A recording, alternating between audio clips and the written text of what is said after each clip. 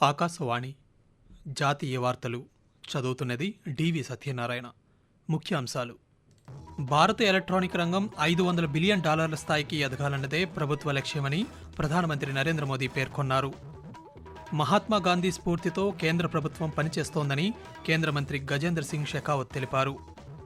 తెలుగు రాష్ట్రాల్లో వరద నష్టానికి సంబంధించిన ప్రాథమిక నివేదికను కేంద్ర హోంశాఖ మంత్రి అమిత్ షాకు కేంద్ర మంత్రి శివరాజ్ సింగ్ చౌహాన్ అందజేశారు. వివిధ అంశాలలో సహకారాన్ని పెంపొందించుకోవాలని భారత్ సింగపూర్ సంయుక్త కార్యాచరణ సమావేశం నిర్ణయించింది. ఈశాన్య మధ్యప్రదేశ్ పరిసర ప్రాంతాల్లో ఏర్పడిన అల్పపీడనం మరింతగా బలపడే అవకాశం ఉందని భారత వాతావరణ శాఖ వెల్లడించింది. వార్తల వివరాలు: ఈ దశాబ్దం చివరి నాటికి భారత్ ఎలక్ట్రానిక్ రంగం $500 బిలియన్ స్థాయికి ఎదగాలన్న లక్ష్యాన్ని నిర్దేశించుకున్నామని ప్రధానమంత్రి నరేంద్ర మోదీ తెలిపారు. ప్రస్తుతం దేశంలో ఎలక్ట్రానిక్స్ రంగం విలువ $150 బిలియన్ పైగా ఉందని అన్నారు. గ్రేటర్ నోయిడాలో ఇండియా ఎక్స్పో మార్ట్లో ఈరోజు జరిగిన సెమికాన్ ఇండియా 2024 ప్రారంభ కార్యక్రమంలో ఆయన మాట్లాడుతూ, దేశంలో ఎలక్ట్రానిక్ రంగం నుంచే దాదాపు 60 లక్షల ఉద్యోగాలు అందుబాటులోకి వస్తాయని పేర్కొన్నారు. నైపుణ్యాన్ని సంతరించుకుంటే పెద్ద సంఖ్యలో ఉపాధి అవకాశాలు యువతకు లభిస్తాయన్నారు. ప్రస్తుతం కేంద్ర ప్రభుత్వం అనుసరిస్తున్న విధానాల వల్ల భారత్లో 1.5 కోట్లకు పైగా విలువైన పెట్టుబడులు వచ్చాయని ప్రధానమంత్రి పేర్కొంటూ, टेक्नोलॉजी के साथ जब डेमोक्रेटिक वैल्यूज जुड़ जाती हैं तो टेक्नोलॉजी की पॉजिटिव एनर्जी बढ़ जाती है। वही अगर टेक्नोलॉजी से डेमोक्रेटिक वैल्यूज हट जाती हैं तो वही टेक्नोलॉजी घातक बनते देर नहीं लगती।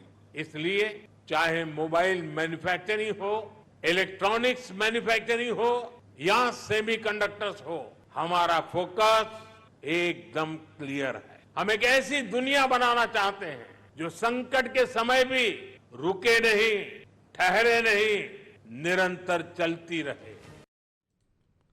మహాత్మా గాంధీ స్ఫూర్తితో ఆత్మనిర్భర్ భారత్ దిశగా కేంద్ర ప్రభుత్వం ముందుకు సాగుతోందని కేంద్ర సాంస్కృతిక పర్యాటక శాఖ మంత్రి గజేందర్ సింగ్ షెకావత్ పేర్కొన్నారు. మహాత్మా గాంధీకి అంకితం చేస్తూ రైల్వే శాఖ రూపొందించిన ప్రత్యేక రైల్వే కోచ్ను ఢిల్లీలోని రాజ్ఘాట్లో ఈరోజు నిర్వహించిన కార్యక్రమంలో ఆయన ప్రారంభించారు. ఈ సందర్భంగా మాట్లాడుతూ, మహాత్మా గాంధీ జీవితం ఎందరికో ఆదర్శమని అన్నారు. ప్రపంచవ్యాప్తంగా ప్రస్తుత భౌగోళిక రాజకీయ పరిస్థితుల నేపథ్యంలో గాంధీ అహింసా సిద్ధాంతం ఆవశ్యకత మరింతగా పెరిగిందని తెలిపారు. కాగా ఇటీవలి కాలంలో వాతావరణ మార్పులు ప్రధాన సమస్యగా మారాయని, చెట్లను భూగోళాన్ని రక్షించడానికి ప్రతి ఒక్కరూ మహాత్మా గాంధీ బోధనలను పాటించాలని కేంద్ర మంత్రి కోరారు. తెలుగు రాష్ట్రాల్లో జరిగిన వరద నష్టానికి సంబంధించిన ప్రాథమిక నివేదికను కేంద్ర హోంశాఖ మంత్రి అమిత్ షాకు కేంద్ర వ్యవసాయ శాఖ మంత్రి శివరాజ్ సింగ్ చౌహాన్ ఈరోజు న్యూఢిల్లీలో కలిసి అందజేశారు. ఈ విషయాన్ని మంత్రి శివరాజ్ సింగ్ చౌహాన్ సామాజిక మాధ్యమం ద్వారా వెల్లడించారు. ఇదిలా ఉండగా, ఇటీవల ఎడతెరిపి లేకుండా కురిసిన భారీ వర్షాలతో తెలంగాణలోని ఉమ్మడి ఖమ్మం జిల్లా, ఆంధ్రప్రదేశ్లోని ఉమ్మడి కృష్ణా జిల్లా తీవ్రంగా ప్రభావితమయ్యాయి. ఆయా జిల్లాల్లోని పలు ప్రాంతాలు జలదిగ్బంధనంలో చిక్కుకున్నాయి. వేలాది మంది ప్రజలు నిరాశ్రయులయ్యారు. దాంతో వారిని పునరావాస కేంద్రాలకు తరలించారు. ఈ నేపథ్యంలో ఆయా రాష్ట్రాల్లోని ఇటీవల శివరాజ్ సింగ్ చౌహాన్ పర్యటించారు. ఈ సందర్భంగా ప్రజల సమస్యలను ఆయన స్వయంగా అడిగి తెలుసుకున్నారు. అనంతరం తెలుగు రాష్ట్రాల్లోని ముఖ్యమంత్రులతో కూడా కేంద్ర మంత్రి సమావేశమయ్యారు. భారత్ సింగపూర్ దేశాల మధ్య వివిధ అంశాల్లో సహకారానికి సంబంధించి చర్చించడం కోసం భారత్ సింగపూర్ సంయుక్త కార్యాచరణ సమావేశం జరిగింది.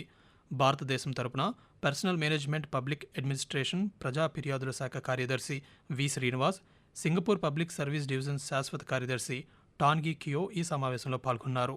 పరిపాలనా సంస్కరణలు, సాంకేతిక పరిజ్ఞానం వంటి వాటి మీద కూడా ఇరు దేశాలు చర్చించాయి. దృశ్య మాధ్యమం ద్వారా ఈరోజు జరిగిన ఈ సమావేశంలో అనేక రంగాలలో సహకారాన్ని బలోపేతం చేయడానికి, సాంకేతిక పరిజ్ఞానాన్ని అందిపుచ్చుకోవడానికి సంబంధించిన అంశాలను కూడా చర్చించారు. జాతీయ ఫ్లోరెన్స్ నైటింగేల్ అవార్డులను రాష్ట్రపతి ద్రౌపది ముర్ము ఢిల్లీలోని రాష్ట్రపతి భవన్లో ఈరోజు నర్సులకు ప్రదానం చేశారు.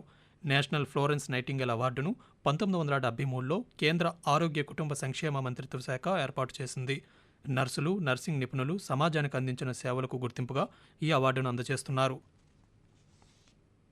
ఆకాశవాణి జాతీయ వార్తలు వింటున్నారు. వ్యవసాయ రంగం డిజిటలీకరణలో భాగంగా రైతులకు ఆధార్ తరహా విశిష్ట గుర్తింపు సంఖ్యనివ్వాలని కేంద్ర ప్రభుత్వం నిర్ణయించింది. దీనికి సంబంధించిన విధి విధానాలను త్వరలోనే వెల్లడిస్తామని కేంద్ర వ్యవసాయ శాఖ కార్యదర్శి దేవేష్ చతుర్వేది వెల్లడించారు. అక్టోబర్ మొదటి వారంలో రిజిస్ట్రేషన్ ప్రారంభమవుతుందని, వచ్చే సంవత్సరం మార్చి నాటికి దేశంలోని 5 కోట్ల మంది రైతులకు ఈ విశిష్ట గుర్తింపునివ్వాలన్నదే ప్రభుత్వ లక్ష్యమని తెలిపారు. వ్యవసాయ రంగం డిజిటలీకరణ పైలట్ ప్రాజెక్టును మహారాష్ట్ర, ఉత్తరప్రదేశ్ రాష్ట్రాల్లో అమలు చేశామని, మరో 19 రాష్ట్రాలు ఇందులో భాగస్వామ్యం కావడానికి సమ్మతించాయని ఆయన పేర్కొన్నారు. రిజిస్ట్రేషన్ చేసుకున్న రైతులకు ఆధార్ తరహా ఐడీ కార్డులను అందజేస్తామని చతుర్వేది వెల్లడించారు. ఈ విశిష్ట గుర్తింపు సంఖ్యతో వ్యవసాయ రంగంలో ప్రభుత్వ పథకాలను వినియోగించుకోవచ్చని తెలిపారు. రైతుల పండించిన పంటలను కనీస మద్దతు ధరకు అమ్ముకోవడానికి కిసాన్ క్రెడిట్ కార్డులను ఉపయోగించుకోవచ్చని వివరించారు. ఈశాన్య మధ్యప్రదేశ్ పరిసర ప్రాంతాల్లో ఏర్పడిన అల్పపీడనం బలపడి ఉత్తర మధ్యప్రదేశ్, దానిని ఆనుకొని ఉన్న ప్రాంతాల్లో తీవ్ర అల్పపీడనంగా మారే అవకాశం ఉందని భారత వాతావరణ శాఖ తెలిపింది. దీని ప్రభావంతో రానున్న 2-3 రోజుల్లో రాజస్థాన్, మధ్యప్రదేశ్, విదర్భ, ఉత్తరప్రదేశ్, ఉత్తరాఖండ్లోని కొన్ని ప్రాంతాల్లో భారీ నుంచి అతి భారీ వర్షాలు కురుస్తాయని పేర్కొంది. అలాగే రానున్న 6 రోజుల పాటు అస్సోం, మేఘాలయ, అరుణాచల్ ప్రదేశ్లలో భారీ వర్షాలు కురుస్తాయని వాతావరణ శాఖ తెలిపింది. ఈ నెల 14వ తేదీ వరకు నాగాలాండ్, మణిపూర్, మిజోరాం, త్రిపుర, పశ్చిమ బెంగాల్, సిక్కిం, బీహార్లలో కూడా ఇదే విధమైన వాతావరణ పరిస్థితులు ఉంటాయని తెలిపింది. ఈ నెల 14 నుంచి 16వ తేదీ వరకు ఛత్తీస్గఢ్లో భారీ వర్షాలు కురిసే అవకాశం ఉందని భారత వాతావరణ శాఖ వెల్లడించింది.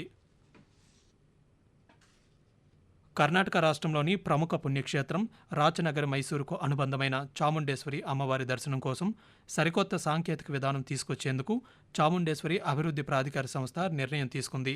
ఆలయానికి వచ్చే భక్తులు క్యూలైన్లలో రద్దీ తగ్గించడంతో పాటు దర్శనం, పూజ కోసం స్మార్ట్ కార్డు విధానాన్ని ప్రవేశపెడుతున్నామని చాముండేశ్వరి క్షేత్ర అభివృద్ధి ప్రాధికార సంస్థ కార్యదర్శి ఎంజే రూపా తెలిపారు. చాముండేశ్వరి అమ్మవారి దర్శనానికి రాష్ట్రంలోని వివిధ ప్రాంతాల నుంచి భక్తులు వస్తుంటారు.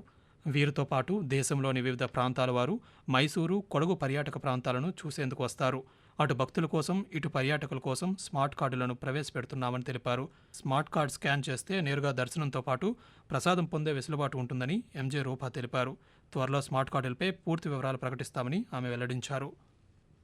జమ్మూ కాశ్మీర్లో సరిహద్దు వెంబడి కాల్పుల విరమణ ఒప్పందాన్ని ఉల్లంఘిస్తూ పాకిస్తాన్ దళాలు భారత పోస్టులపై కాల్పులు జరపడంతో సరిహద్దు భద్రతా దళం బీఎస్ఎఫ్ జవాను గాయపడ్డారని బీఎస్ఎఫ్ అధికార ప్రతినిధి తెలిపారు. దీంతో అప్రమత్తమైన బీఎస్ఎఫ్ దళాలు కూడా ఎదురుకాల్పులు జరిపాయని ఆయన పేర్కొన్నారు. ఈ తెల్లవారుజామున 2:35 అఖ్నూర్ సెక్టార్లో సరిహద్దు వెంబడి కాల్పులు జరిగాయని, దీనికి బీఎస్ఎఫ్ బదులిచ్చిందని తెలిపారు. కాగా అంతర్జాతీయ సరిహద్దు నియంత్రణ రేఖ వెంబడి బీఎస్ఎఫ్ బలగాలు అప్రమత్తంగా ఉన్నాయని అధికార ప్రతినిధి తెలిపారు. దేశీయ స్టాక్ మార్కెట్లు ఈరోజు నష్టాల్లో ముగిశాయి.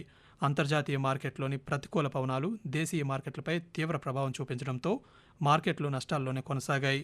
సెన్సెక్స్ 81,328.12 పాయింట్ల వద్ద మొదలై ఆ తర్వాత మార్కెట్లు ఒడిదుడుకులను ఎదుర్కొన్నాయి.